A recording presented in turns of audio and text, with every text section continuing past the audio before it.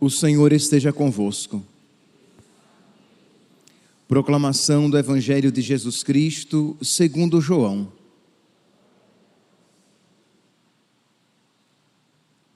Celebrava-se em Jerusalém a festa da dedicação do templo. Era inverno. Jesus passeava pelo templo no pórtico de Salomão. Os judeus rodeavam-no e disseram: até quando nos deixarás em dúvida? Se tu és o Messias, dize-nos abertamente. Jesus respondeu: já vou-lo disse, mas vós não acreditais.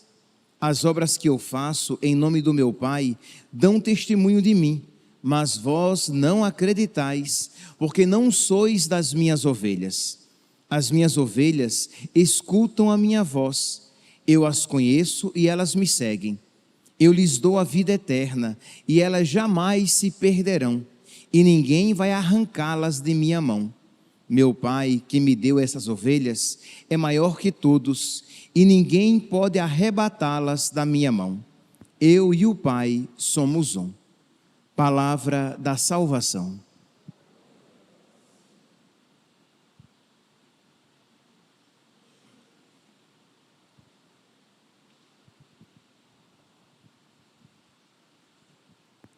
Caríssimos irmãos e irmãs, nós estamos no capítulo 10 de São João, que é conhecido como o capítulo do Bom Pastor, e nós vemos aqui que aquela atitude de má vontade, beligerante, homicida dos judeus já está aqui presente.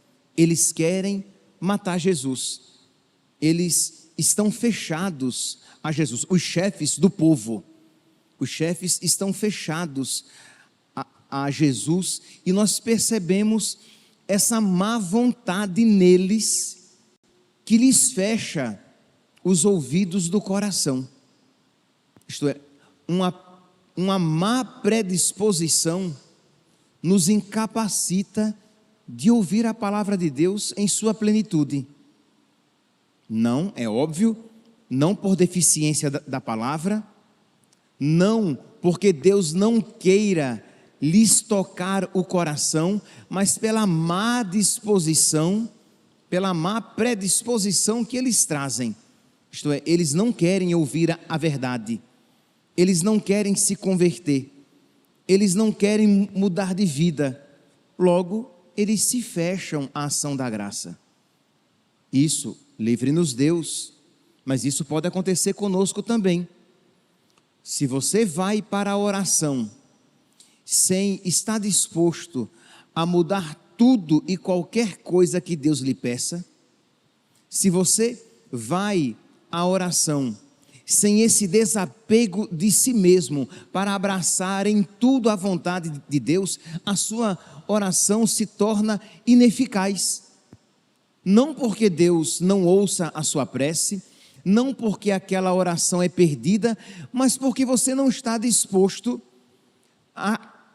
àquela realidade que é a condição da possibilidade de Deus agir na sua alma, de você estar disposto a ser mudado, de você estar disposto a deixar Deus ser Deus na sua vida.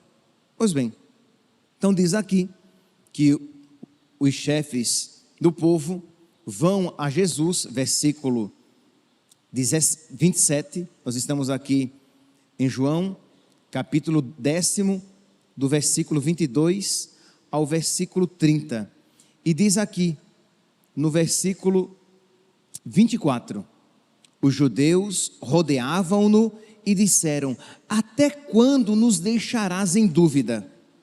Se tu és o Messias, dize-nos abertamente. Jesus então responde: já vou-lo disse, mas vós não acreditais. As obras que eu faço em nome do meu Pai dão testemunho de mim. Vós, porém, não acreditais, porque não sois das minhas ovelhas. Então Jesus, por meio da sua palavra, da sua pregação, e por meio dos milagres que ele tinha realizado, ele já estava falando que ele era o Messias. Só que, não obstante Jesus lhes falasse, eles culposamente não viam, nem ouviam, não viam naqueles sinais, não viam naqueles milagres, sinais de credibilidade de que Jesus era o Messias, e nem conseguiam ouvir Jesus. Mas aí vocês podem dizer, mas padre, mas eles estavam ouvindo Jesus, porque eles estavam até dialogando com Jesus. Como assim eles não estavam ouvindo Jesus? Meus santos, eles ouviam a palavra exterior, mas eles não ouviam a palavra interior. Eu não tenho dúvidas de que todos, eu inclusive, de que todos estamos ouvindo a palavra de Deus. Mas a pergunta é, todos estamos ouvindo interiormente a palavra de Deus? Porque ouvi-la exteriormente, todos nós as ouvimos. Todos nós iremos ouvir a palavra de Deus. Mas ouvir interiormente, ouvir no coração, é diferente. Ouvir a voz de Cristo no mundo, ouvir o som, todos ouviam, mas ouvir no fundo do coração é bem diferente. Jesus, já no capítulo 6, que nós ouvimos durante a semana passada, que era o capítulo sobre a Eucaristia, Jesus tinha dito, João capítulo 6, versículos 44 e 45, ninguém pode vir a mim, se o Pai que me enviou não o atrai. Ora, todo aquele que escutou o Pai e por ele foi instruído, vem a mim. Então percebe que precisam ouvir o Pai, precisam ser instruídos pelo Pai, para que eles possam ir a Jesus. Então existe uma voz interior, uma voz da graça, uma voz do Verbo, uma voz de Deus, que como que testifica, confirma aquela voz exterior e dá a ela autoridade. Então, não basta ouvir a voz externa, precisamos ouvir dentro de nós. Os interlocutores de Jesus ouviam aquilo que Jesus falava, mas não ouviam a voz de Deus no seu coração, a voz do Pai, a voz da graça, a voz do Verbo, a voz de Deus.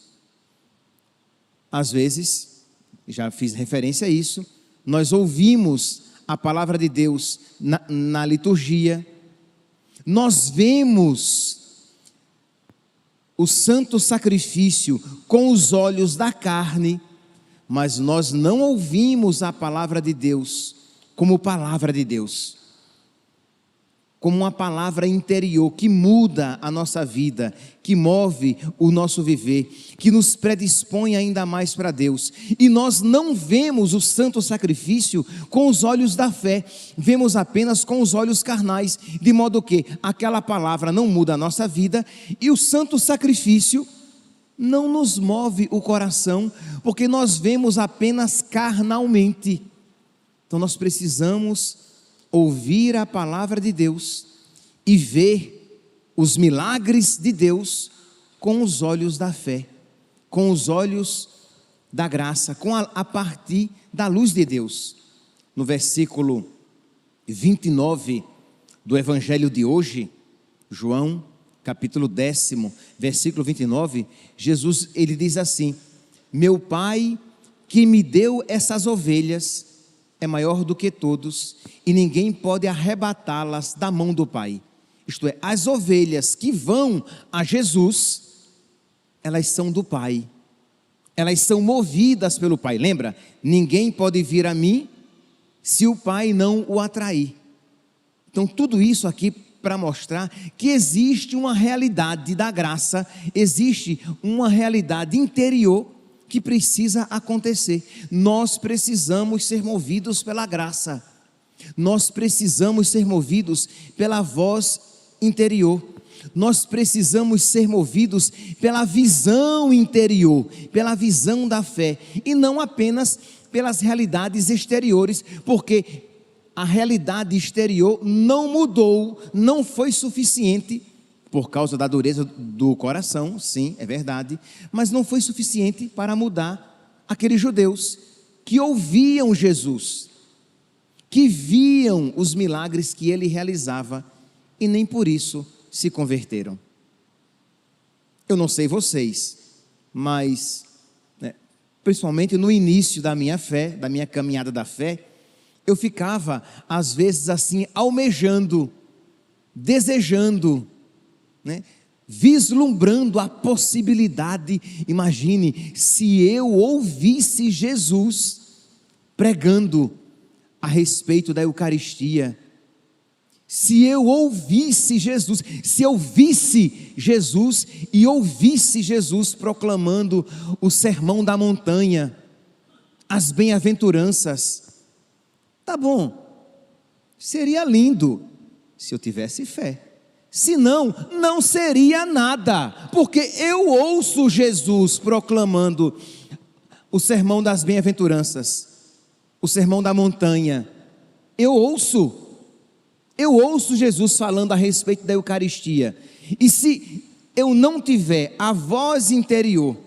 se eu não tiver a atração do Pai, o Pai que me atrai para Jesus, não surtirá efeito, como não surtiria efeito se eu não estivesse movido pela graça, mesmo que contemplando Jesus, realizando todos aqueles milagres e proclamando toda a sua verdade. Então percebe, o principal é a ação interior que fecunda e que dá autoridade àquela palavra exterior. O principal é a revelação interior que abre os meus olhos para que eu veja a revelação exterior. Senão eu vou continuar dizendo como os fariseus: Senhor, fala abertamente se és ou não o Messias para que nós acreditemos. Ou, Senhor, mostra claramente que tu me amas e que tu estás comigo. Já dissemos isso, eu acho, né? Quer dizer, como mostra-nos abertamente? Olhemos para a cruz e nós não duvidaremos do amor de nosso Senhor. Mas se nós não estamos movidos pela graça, pela revelação interior, pela palavra interna, nada nos será suficiente. Nós veremos todos os milagres e continuaremos sempre desejando algo maior, algo mais forte, algo que nos mova. Por quê? Porque nós estamos cegos e surdos dentro do nosso coração, dentro da nossa alma. Então precisamos ser ressuscitados interiormente, precisamos ser movidos interiormente. E aí, meus irmãos, quando estamos movidos, quando estamos habitados pela luz de Deus, tudo nos falará de Deus.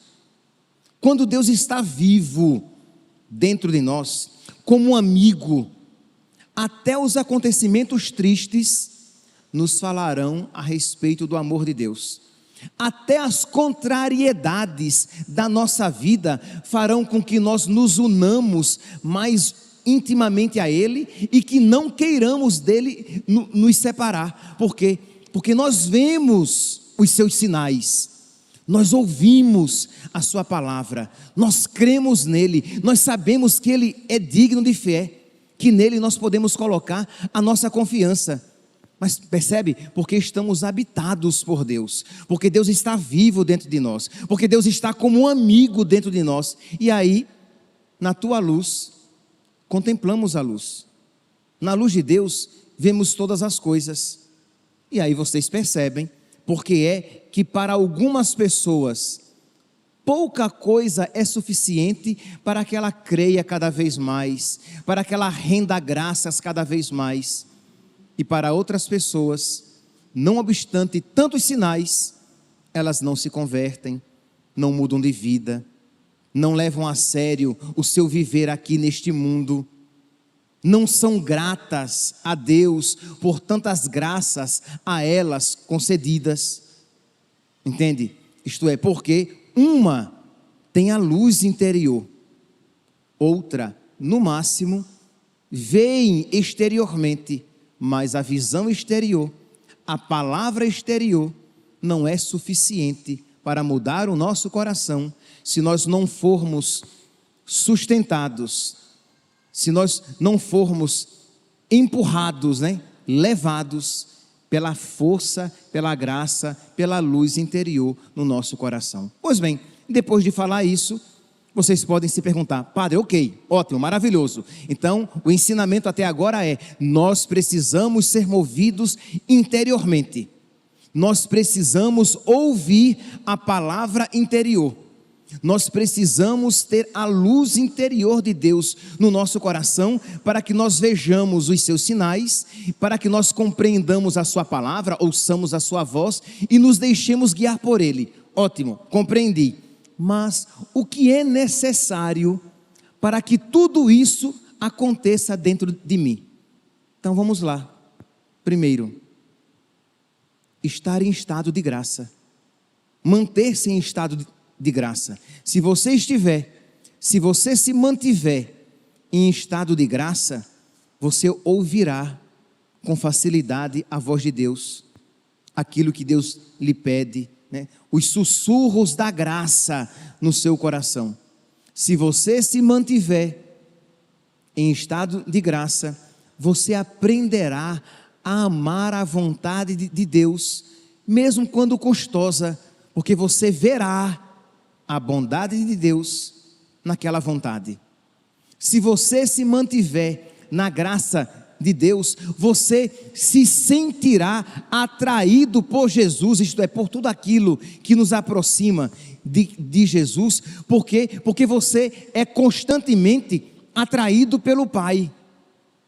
Você poderá dizer até como um Santo Inácio de Antioquia, que diz assim: há um rio dentro de mim que diz: vem para o Pai.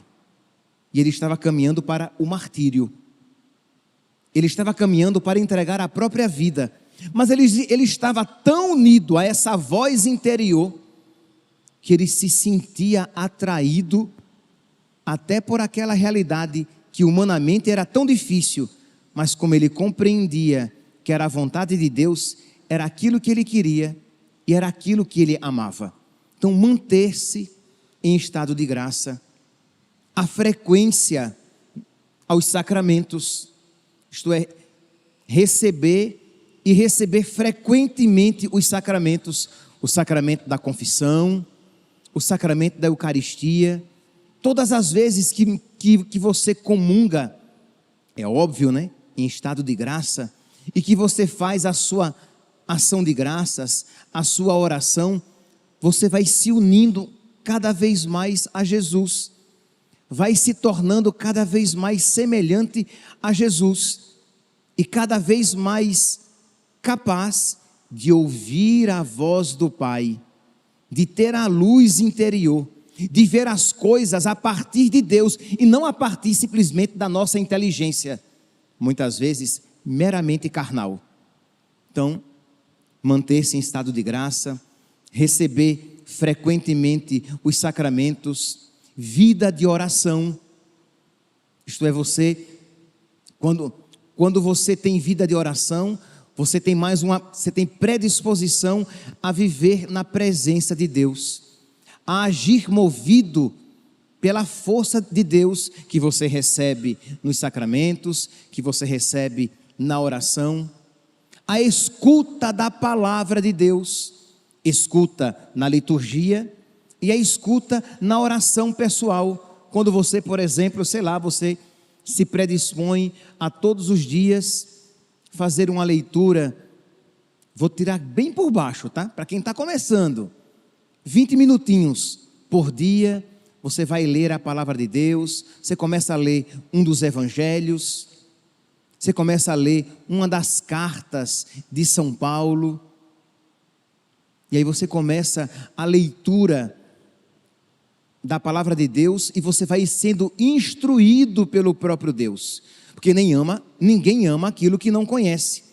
Então, quanto mais você lê a palavra de Deus, você conhece a palavra de Deus e você pode ser formado pela palavra de Deus e guiado pela palavra de Deus. Então, mantendo-se em estado de graça, recebendo frequentemente os sacramentos, tendo vida de oração, escutando a palavra de Deus, praticando a caridade, para que você aprenda a ser movido pela caridade, porque Jesus, aquele a quem você recebe na Eucaristia, aquele a quem você escuta na palavra, aquele com quem você se encontra na oração, Jesus, ele era movido pela caridade, ele fazia tudo por amor, e ele amou tanto o mundo que entregou a sua vida. Então você vai procurando, e em cada caridade que você faz, uma palavra que você diz por caridade, ou um silêncio que você faz por caridade, o perdão que você oferece por caridade, ou a repreensão que você faz, movido pela caridade, um bem que você faz, uma doação que você faz por caridade, a visita a um doente, ou tentar tirar alguém do erro, movido por caridade. E tudo isso vai unindo você cada vez mais a Jesus, e vai predispondo o seu coração a estar cada vez mais aberto a ouvir a palavra interior. E não tenha dúvidas, meu santo, quando você começa a viver assim, você ouvirá a Deus com muita facilidade e você perceberá o quanto Deus fala durante o dia. Que a gente às vezes acha que Deus fala apenas nos momentos extraordinários, mas Deus está sempre falando. O problema é que muitas vezes nós, ao invés de estar sendo movidos pela voz interior, pela graça, frequentando os sacramentos, mantendo-se em estado de graça, ouvindo a palavra, rezando, praticando a caridade, nós estamos sendo movidos pelas nossas concupiscências, e aí é claro, você não ouvirá a palavra de Deus, você não ouvirá Deus, como diz lá São João, o mesmo São João do Evangelho de hoje, ele fala lá em 1 João, capítulo 2, versículo 15, isso, 1 João, capítulo 2, versículos 15, 16 e 17, ele diz assim: não ameis o mundo, nem as coisas do mundo. Se alguém ama o mundo, o amor do Pai não está nele. Então, se o seu coração está voltado simplesmente para as coisas do mundo, o amor do Pai não estará no seu coração, consequentemente o Pai não conseguirá atrair você para o Filho. Consequentemente, a voz da graça estará abafada no seu coração, não porque Deus não esteja falando, mas porque o seu coração, a sua alma, a sua inteligência e os seus sentidos estão voltados simplesmente para o mundo. E aí, é claro, você infelizmente é movido apenas pela concupiscência da carne, você só pensa em conforto, você só pensa em riqueza, você só pensa em comida, você só pensa em saúde. Nada disso é mal, tá?